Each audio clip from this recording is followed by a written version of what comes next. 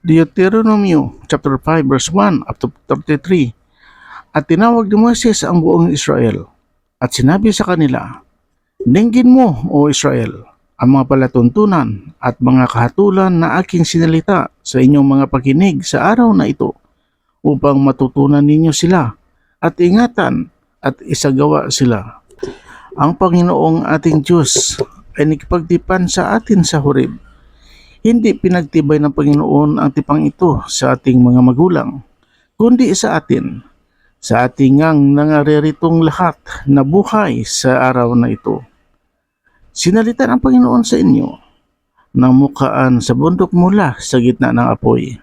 Ako'y tumayo sa pagitan ng Panginoon at ninyo ng panahong yaon upang ipatalasta sa inyo ang salita ng Panginoon sapagkat kayo'y natatakot dahil sa apoy at hindi kayo sumampa sa bundok na sinasabi, "Ako ang Panginoon mong Diyos na naglabas sa iyo sa lupain ng Ehipto, sa bahay ng pagkaalipin. Huwag kang magkakaroon ng ibang mga Diyos sa harap ko.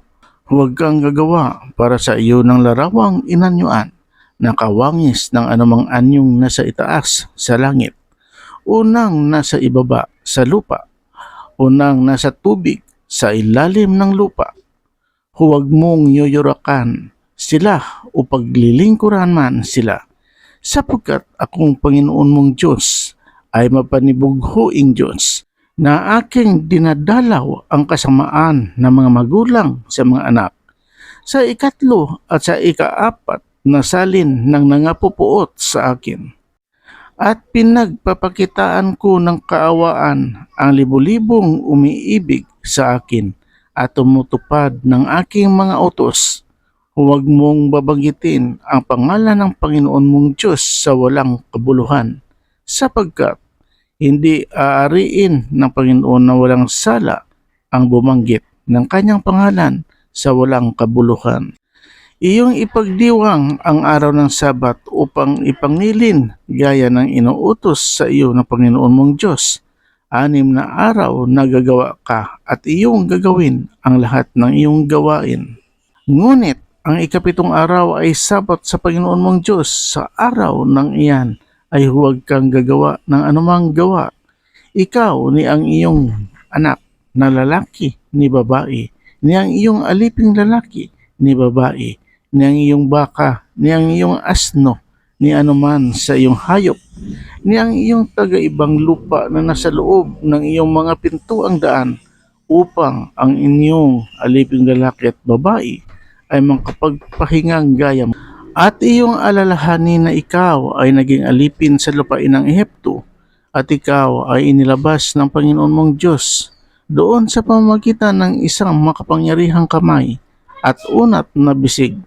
Kaya't inuutos sa iyo ng Panginoon mong Diyos na ipangilin mo ang araw ng Sabat. Igalang mo ang iyong ama at ang iyong ina, gaya ng inuutos sa iyo ng Panginoon mong Diyos, upang ang iyong mga araw ay lumawig at upang ikabuti mo sa lupain na ibinigay sa iyo ng Panginoon mong Diyos.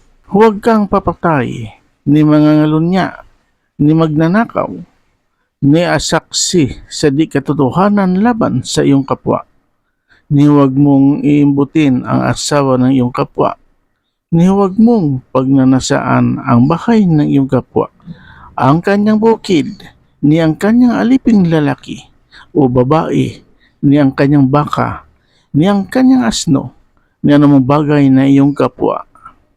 Ang mga salitang ito ay sinalita ng Panginoon sa buong kapisanan ninyo sa bundok mula sa gitna ng apoy, sa ulap, at sa salimuot na kadiliman ng malakas na tinig, at hindi na niya dinagdagan pa, at kanyang isinulat sa 2 tapyas na bato at ibinigay sa akin. At nangyari nang iyong marinig ang tinig mula sa gitna ng kadiliman, samantala ang bundok ay nagliliyab sa apoy, ay lumapit kayo sa akin sa makatuwid bagay ang lahat ng mga pangulo sa inyong mga lipi at ang inyong mga matanda. At inyong sinabi, narito, ipinakita sa amin ng Panginoon nating Diyos ang kanyang kaluwalhatian at ang kanyang kadakilaan, at aming narinig ang kanyang tindig mula sa gitna ng apoy. Aming nakita sa araw na ito na ang Diyos ay nakikipag-usap sa tao at siya ay buhay. Ngayon nga, bakit kami mamamatay?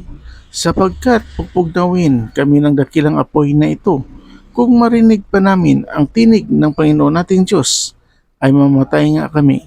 Sapagkat sino sa lahat ng laman na nakarinig ng tinig ng buhay na Diyos na nagsasalita mula sa gitna ng apoy na gaya namin at nabuhay.